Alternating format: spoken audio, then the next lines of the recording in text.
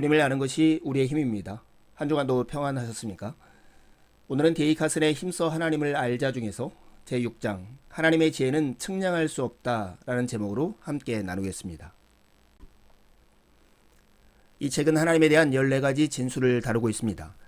각 장에서 성경의 한두 본문에 초점을 맞춰 내용을 설명한 다음 그것이 전체 본맥과 어떻게 연결되는지, 예수님 안에서 어떻게 한데 모여지는지를 보여주는 책입니다.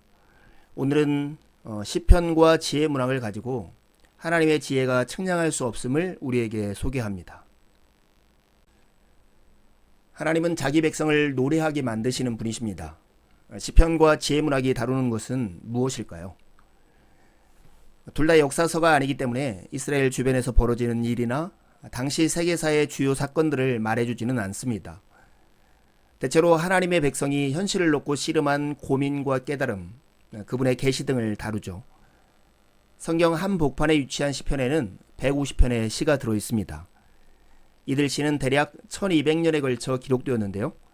누군가가 특정한 해를 지필 사업의 해로 정하고 한자리에 앉아 쓴 책이 아니라는 뜻입니다.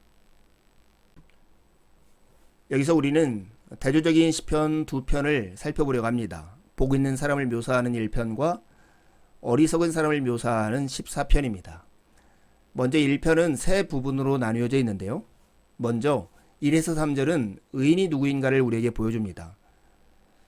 1절은 부정의 방식으로 의인을 묘사합니다. 그들이 어떤 모습과 같지 않은지, 어떤 일을 하지 않는지를 밝히고, 2절은 의인들이 어떤 존재인지를 묘사합니다. 그리고 3절은 의인을 비유적으로 묘사하는데요. 그것이 바로 시냇가에 심은 나무입니다.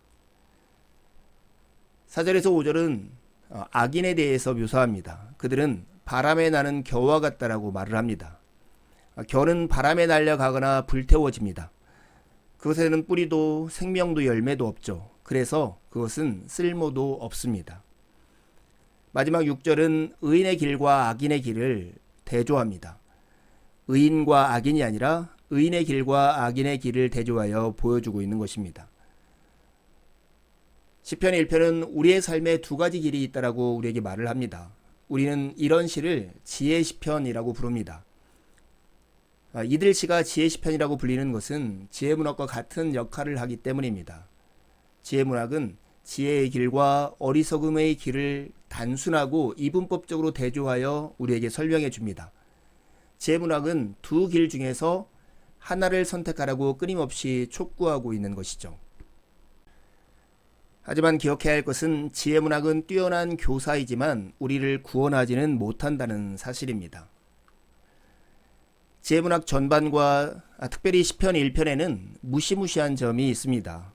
정말 정직하게 자신을 돌아본다면 우리 모습이 선한 길에 맞지 않다는 사실을 직시하게 됩니다. 지혜 문학은 거룩함과 부정함, 의와 불의 사이의 대립관계를 명확하게 보여주죠. 하지만 지혜 문학이 우리를 구원하지는 못합니다. 우리가 가진 것이 지혜 문학뿐이라면 잘하는 순간에 교만해지고 그렇지 못할 때는 절망에 빠지게 될 것입니다. 앞서 공부한 율법과 마찬가지로 지혜 문학은 뛰어난 교사이긴 하지만 우리를 구원하지는 못합니다. 시편 1편과 대조적으로 14편은 어리석은 자가 누구인가를 우리에게 보여주는데요. 현대의 신무신론의 영향을 받은 사람들에 따르면 신이 있다고 믿는 사람은 바보에다 멍텅구리입니다. 그러나 하나님의 시각에서 이 상황을 본다면 어떨까요? 성경에 하나님이 존재하신다고 가정한다면 과연 누가 바보일까요? 성경의 하나님은 거기 계시는 하나님, 이름을 밝히고 자신을 드러내신 하나님이십니다. 하나님은 자비롭게도 자기 백성을 구원하기 위해 거듭 찾아오시고 더욱더 큰 구원이 주어질 거라고 거듭 약속하십니다. 하나님은 사람들이 현실을 보지 못하는 이유가 타락 이후 깊은 도덕적, 영적 부패에 빠져 눈이 어두워졌기 때문이라고 말씀합니다. 그러니 마음속으로 하나님이 없다라고 말하는 사람이 진짜 바보가 아니겠습니까? 그렇다면 그리스도인은 어리석은 자들과 다를까요? 우리도 그리스도인이 되기 전에는 똑같은 바보였습니다. 이제 더 이상 바보가 아니지만 성경에 따르면 그것도 특별한 은혜의 증표일 뿐입니다. 그리스도인은 난 너보다 더 똑똑해 라고 말할 자격이 없습니다. 우리 역시 용서와 은혜를 받은 바보에 불과함을 마음속 깊은 곳에서 알고 있기 때문입니다. 우리는 불쌍한 거지에게 빵을 얻을 수 있는 곳을 알려주는 또 다른 불쌍한 거지에 불과합니다. 하나님은 자기 백성을 노래하게 하시는 분이십니다. 시편은 자기 백성을 감사와 참회, 간구, 탄식, 묵상으로 노래하게 하시는 하나님을 보여줍니다. 여기에 하나님이 자기 백성과 어떤 관계를 맺기 원하시는지가 드러납니다. 하나님은 주술이나 형식적인 종교의식, 자기중심성, 종교적 오만 등 악취나는 위선을 가리는 연막으로서의 종교가 아니라 진실한 관계를 원하십니다. 시편의 강렬한 시들은 하나님이 종교적 의식으로 속일 수 있는 분이 아님을 잘 보여줍니다. 하나님은 그분의 형상을 지닌 자들이 참되고 살아계신 그분과 진짜 관계를 누리기를 원하십니다. 여기에 바로 지혜가 있습니다. 이제 지혜문학, 즉 잠언, 욥기 전도서를 함께 짧게 살펴보도록 하겠습니다.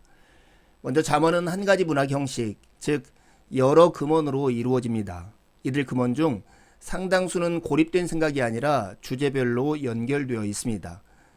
지혜문학은 우리에게 이 길이나 저 길을 선택하라고 강요합니다. 두 가지를 비교해 놓고 이렇게 말합니다. 이것이 지혜의 길이다. 이것이 우매의 길이다. 지혜의 길을 따르도록 하라. 잠언에서 가장 중요한 말씀은 여호와를 경유하는 것이 지혜의 근본이요 거룩하신 이를 아는 것이 명철이니라 하신 말씀일 것입니다. 여기서 말하는 경유가 무엇인지에 주목해 보십시오. 경유는 잔인한 주인에게 맞고 사는 개가 주인이 신문만 집어들어도 움찔하며 느끼는 두려움과는 다릅니다. 하나님은 비할 데 없이 거룩하고 의롭고 올바르신 반면 우리는 그렇지 못하다는 인식에서 나오는 두려움, 이것이 바로 경외입니다. 하나님은 우리의 심판자이실 뿐만 아니라 우리의 유일한 소망이십니다. 거기에 지혜의 시작이 있습니다. 지혜문학 두 번째는 욥기입니다. 성경 지혜문헌들 중 가장 눈에 띄는 책이 욥기입니다. 아주 오래된 책이 분명하지만 기록 시기는 알려져 있지 않습니다. 욥기의 끝에서 하나님은 욥의 모든 재산을 회복시켜 주십니다. 그리 놀랄 일은 아닙니다.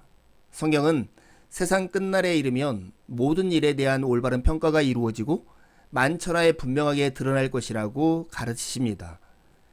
욥의 재산이 회복되는 것은 세계사라는 더 큰 이야기의 축소판에 해당합니다. 결국에는 정의가 승리할 것입니다. 그것을 아는 것도 지혜입니다.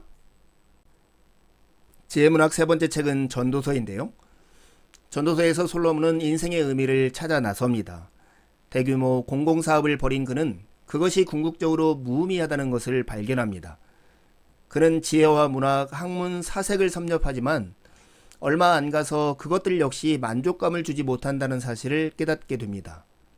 그러자 그는 마음껏 누려보고 금욕해보고 쾌락에도 빠져보는 것 등 이것저것을 시도합니다. 하지만 어느 것도 만족감을 주지 못하고 지속되지도 못합니다. 책의 끝부분에서 그는 자신의 인생을 돌아보며 즐거움과 의미와 성취감을 얻기 위해 시도했던 온갖 일을 생각하며 이런 결론을 내립니다. 그가 마침내 제시하는 답은 목적론적 시각, 최후에 벌어질 일을 염두에 둔 시각입니다. 우리는 종말에 비춰 삶을 살아야 합니다. 이것이 지혜입니다. 마지막에 이르면 하나님께 우리 인생의 전말을 직고해야 할 것이기 때문입니다. 지혜서의 결론, 지혜서라는 팻말이 가리키는 곳은 예수 그리스도이십니다. 나이가 들면서 이것이 전부가 아닌 것 같다거나 보다 만족스러운 것과 더 큰 것이 존재한다는 것 같다는 느낌과 생각이 든다면 그 음성에 귀를 기울이는 것이 옳습니다. 우리는 하나님을 위해서 만들어졌고 그분을 알기 전까지 우리 영혼이 안식할 수 없기 때문입니다. 이것이 지혜서들이 가르치는 내용이고 그 와중에 구약성경은 성육한 지혜, 즉 육체를 입은 지혜가 올 날을 기대하며 힘차게 펼쳐집니다. 그때가 되면 하나님이 시편 1편에서 요구하시는 완전함과 악행을 일삼는 턱없이 부족한 우리 모습, 하나님의 마음에 합한 다윗과 하나님의 자비가 절실히 필요한 비참한 죄인 다윗 사이의 모순이 최종적으로 해결될 것입니다. 그날에 주어질 해결책의 이름이 바로 예수님이십니다. 이제 두 가지 질문하고 마치려 합니다. 시편에서 하나님은 자기 백성을 감사와 참회, 간구, 탄식, 묵상으로 무엇을 하게 하시는 분이십니까? 두 번째 질문입니다. 하나님의 마음에 합한 다윗과 하나님의 자비가 절실히 필요한 비참한 죄인 다윗 사이의 모순을 최종적으로 해결할 분은 누구십니까? 한 주도 주님의 은혜를 의지해 살고 복된 주일에 함께 만나 기쁨으로 우리 하나님을 예배하시죠. 감사합니다.